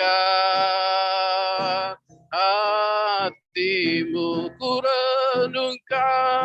Ku renungkan firman-Mu siang dan malam. Ku pegang perintah-Mu dan ku lakukan. Engkau tahu ya Tuhan, tujuan hidupku hanyalah untuk menyenangkan hati-Mu. Hanyalah untuk menyenangkan hati-Mu. Silakan hambanya, Bapak Pendeta Komingguan. Ya, mari kita satukan hati, kita berdoa. Terima kasih Tuhan Yesus, kami bersyukur kami sudah mendengarkan kebenaran firman-Mu Tuhan, yang sungguh menguatkan iman percaya kami hanya kepada Engkau saja ya Tuhan Yesus. Berkati hamba-Mu, Pendeta Jonathan Trisna Tuhan, yang sudah melayani kami Tuhan. Kau berkati pelayanannya, juga berkati istri, anak-anaknya. Kau pakai Tuhan, kesetiaan, ketaatan, terus dia melakukan bagiannya Tuhan, untuk mengerjakan apa yang menjadi bagiannya, mempermuliakan nama-Mu Tuhan, meninggikan, bahkan Kau pakai dia Tuhan untuk menjadi berkat untuk kemuliaan nama-Mu. Berkati kesehatannya, jauhkanlah dia yang jahat, tutup bungkus oleh kuasa dari Yesus, keluar masuknya dalam perlindungan-Mu yang sempurna. Di dalam nama Yesus, kami bersatu hati Tuhan, berdoa untuk hamba Tuhan yang pagi ini, yang melayani baik WL, Bapak Pendeta Derikson, juga pengkhotbah yang luar biasa Tuhan, juga pendoa syafaat, hamba-Mu sendiri ya Tuhan, hamba-Mu terus berdoa ya Tuhan, memimpin bincang-bincang Tuhan pagi ini juga serta doa penutup, agar kiranya Tuhan semakin memberkati apa yang menjadi pelayanan kami Tuhan. Mendoakan juga ya Tuhan pemerintah NKRI, baik yang di pusat, yang di daerah-daerah sampai segala pelosok Tuhan, RT, RW, semuanya dalam berkat-Mu Tuhan. Kami berdoa juga ya Tuhan, buat ibu kota yang akan pindah ya Tuhan, di kota Nusantara, Kalimantan Tuhan, di Kalimantan Timur, agar terus Tuhan dapat berjalan dengan lancar Tuhan, dan tidak ada hambatan sama sekali Tuhan, sampai selesai. Di dalam nama Tuhan Yesus, kuasa-Mu bekerja Tuhan. Kami juga berdoa untuk seluruh pengurus peduli misi desa ya Tuhan, dari Ketua Umum Bapak Pendeta Amir Aritonang, Sekretaris Umum, semuanya yang mencakup ini Tuhan. Kiranya Kau sertai, Kau lindungi, Kau jagai terus Tuhan. Apa yang kami lakukan Tuhan, perkenan-Mu selalu ada Tuhan. Terlebih lagi kami mau terus Tuhan melakukan bagian kami untuk meninggikan nama-Mu, mempermuliakan nama-Mu, memperkenalkan nama-Mu bagi semua orang Tuhan, sehingga orang boleh bertobat Tuhan, boleh mengakui Kau sebagai Tuhan dan Juru Selamat dalam hidupnya. Juga pelayanan kami Tuhan di dalam kerjaan Tuhan, seluruh anggota PMD Tuhan, dalam tangan-Mu Tuhan, apapun yang dilakukan tangan kami, Kau buat selalu berhasil dan beruntung, terlebih lagi di dalam pelayanan kami, menjadi dupa yang harum di hadapan-Mu Tuhan. Dan juga kami berdoa untuk pergumulan, pembangunan, maupun renovasi gedung-gedung gereja, pastori, gedung-gedung sekolah minggu, juga panti-panti asuhan, dan lain-lainnya Tuhan.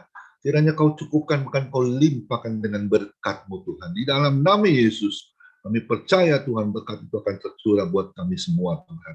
Pengurusan izin membuka pelayanan, maupun izin mendirikan gereja yang terhalang, di dalam nama Yesus, kuasa-Mu bekerja, tidak ada yang dapat menghalangi. Jika Kau yang buka pintu, tidak ada seorang pun yang dapat menutupnya. Kami berdoa untuk seluruh anggota PMD yang tidak dapat ikut bagian di dalam Zoom ini. Kiranya Tuhan buka jalan Tuhan, sehingga kami dapat bersatu, membangun bait Allah yang kudus, tidak ada perpecahan, bahkan sebaliknya, terus melakukan apa yang menjadi bagian kami untuk menyenangkan hati-Mu Tuhan. Terima kasih untuk ibadah pagi ini Tuhan, kami sungguh diberkati oleh Engkau Tuhan. Dan saat ini kami mau angkat kedua tangan kami mau terima berkat yang datangnya daripada-Mu Tuhan. Tuhan memberkati Engkau dan Tuhan melindungi Engkau. Tuhan menyinari Engkau dengan wajah-Nya dan memberi Engkau kasih karunia. Dan Tuhan menghadapkan wajah-Nya kepada kita semua, memberi damai sejahtera. Kiranya Tuhan Yesus memberkati kesehatan Bapak, Ibu, anak, mantu, cucu, semuanya dalam perlindungan Tuhan Yesus yang sempurna. Dan juga kiranya tangan Tuhan memberkati segala pekerjaan Bapak, Ibu, anak, mantu, semuanya dibuatnya berhasil dan beruntung di dalam nama Yesus.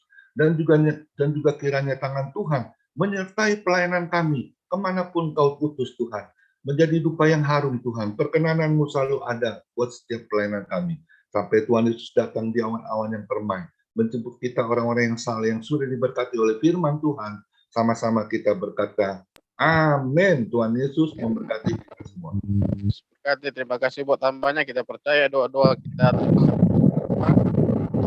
buat hambanya, Bapak Tuhu Santo, atau yang menggantikan, silakan. Shalom. Ya. Silakan Cado.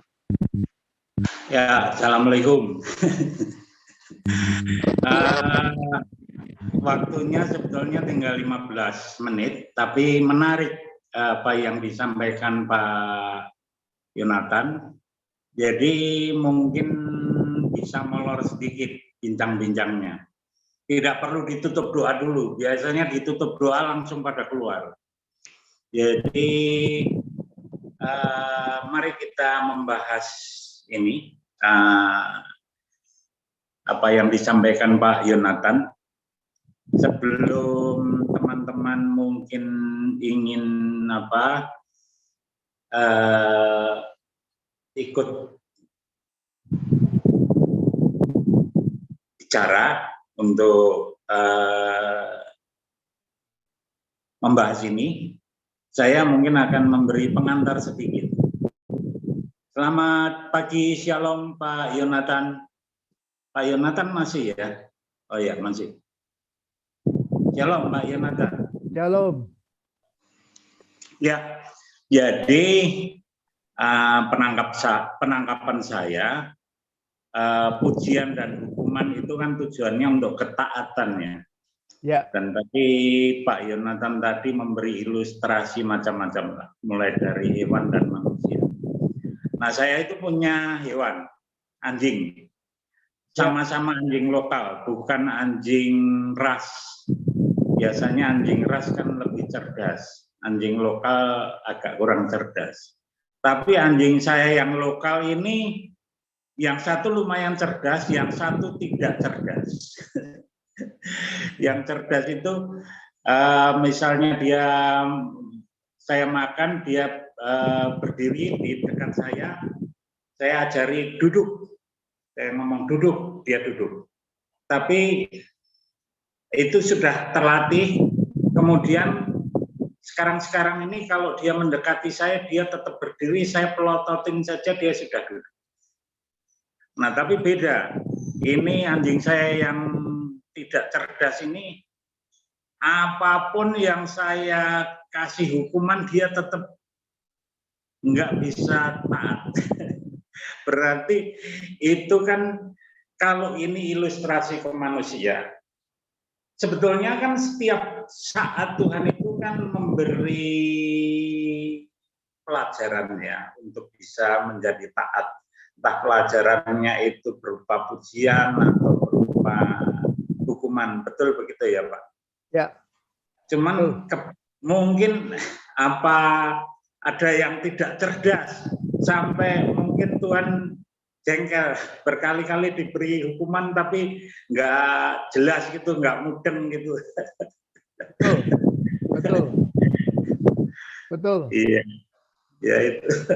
Jadi perlu melatih diri untuk bisa cerdas gitu ya Pak. Saya pelayanan juga di Kalimantan, di Borneo, di Kalimantan Barat sekarang ini. Banyak anak-anak muda yang malam itu mabuk-mabukan, main perempuan, main judi, pakai narkoba juga. Ini di pedalaman loh. Anak-anak dusun itu sudah pinter main perempuan, main judi, narkoba, obat-obatan. Itu mereka lakukan itu. Kita sampai kewalahan. Tidak bisa kita ngomong, mereka bandel. Ini kan kita sudah kerja. Kita sudah noreh pohon atau minyak sawit itu, kelapa sawit itu, kami kan sudah kerja seharian. Ini pakai uang sendiri.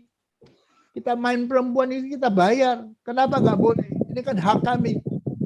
Jadi mereka nggak bisa, diomongin nggak bisa. Dan kita tahu bahwa sekarang ini kan kira-kira ada 8 miliar manusia di bumi ini. Mungkin yang ke jalan sempit itu hanya 1 miliar. 7 miliarnya ikut jalan lebar, akan masuk neraka semua. Tuhan menghendaki, Tuhan tidak menghendaki, tapi mereka bandel. Lebih pilih hidup dalam dosa 7 miliar, hanya 1 miliar aja mungkin yang sungguh-sungguh Kristen, sungguh-sungguh hidup sesuai dengan firman Allah yang di jalan sempit. Makanya Yesus Kristus sudah peringatkan, banyak yang akan di jalan lebar, sedikit yang jalan sempit. Nah, moga-moga kita semua di sini ikut jalan yang sempit, tidak ikut jalan yang lebar. Tapi nggak bisa diapa-apain ini. Kita hanya bisa menangis, kita hanya bisa berdoa kepada Tuhan, tapi mereka kalau mau bandel, kita nggak bisa berbuat apa-apa. Saya kalau konseling sama suami-suami yang mau istri kedua, ketiga itu hanya bisa ngomong, sukar bagimu menendang gala rangsang aja. Tapi nggak bisa melarang.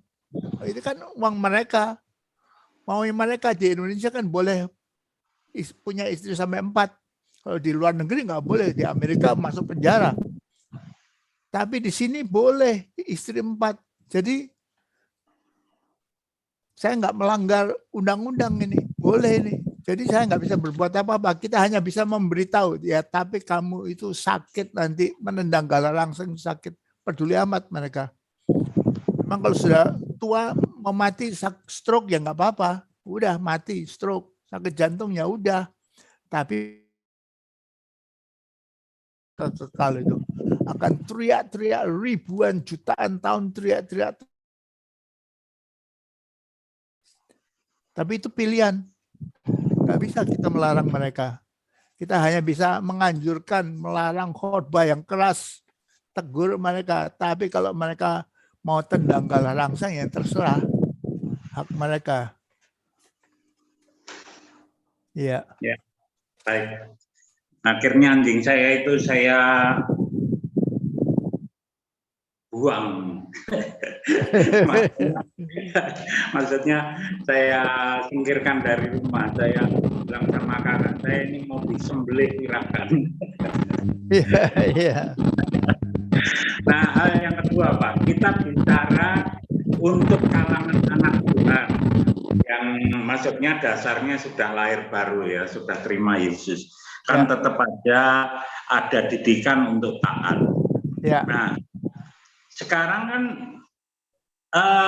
mungkin 100% orang punya konsep yang sama mengenai pujian dan hukuman. Hanya beda apa ya? Beda pemahaman. Mungkin kalau di luar anak Tuhan,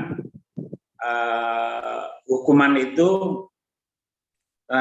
nanti neraka. Kalau pujian atau ini pahala itu nanti masuk ke surga.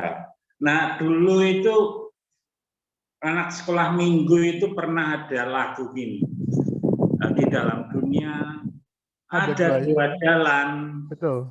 Nah, tapi gini, sempit. Anak manis masuk ke surga, anak nakal masuk neraka. Saya nggak setuju lagi. Ini di kalangan anak Tuhan. Artinya apa berarti anak Tuhan yang manis itu yang masuk ke surga, anak Tuhan yang nakal masuk neraka. Artinya kan itu urusan Tuhan, cara mendidik Tuhan. Ini konteksnya anak Tuhan. Maksudnya bukan di luar anak Tuhan. Jadi bagaimana Pak? Ya betul. Betul. Jadi kita diselamatkan bukan karena perbuatan kita, karena anak manis atau anak bandel ya. Bukan karena perbuatan kita diselamatkan. Kita diselamatkan pertama karena bertuhankan Yesus Kristus. Apakah Kristus kita terima sebagai Tuhan dan Juru Selamat atau kita tolak, itu menetapkan keselamatan kita. Begitu kita terima Kristus sebagai Tuhan dan Juru Selamat, kita dapat kodrat ilahi. Sehingga lebih mudah, hidup benar itu lebih mudah. Tapi pada waktu kita sudah kodrat ilahi, kita masih bisa bandel juga.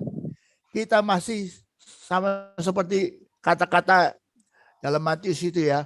Lihat ini, aku bikin KKR, aku sembuhkan banyak orang terima mujizatku. Kenapa aku nggak boleh masuk? Kenapa ditolak pintu gerbang surga? Itu kenapa ditolak? Karena aku sudah menginjil. Karena aku sudah hidup untuk berkarya di dalam kerajaan Allah. Betul. Tapi kata Tuhan apa? Aku tidak kenal kamu, pembuat kejahatan. Orang yang sudah Kristen pun masih banyak yang bandel. Sorry, orang yang sudah Kristen pun masih punya istri kedua, maunya masih punya istri kedua, ketiga, keempat. Orang yang sudah Kristen pun masih mau korupsi. Nah ini saudara kita kan baru-baru ini dengar banyak ya. Pendeta-pendeta gede-gede itu. Maafkan, Rafi Sakarias. Kok punya perempuan simpenan ya? Kok korupsinya gede ya?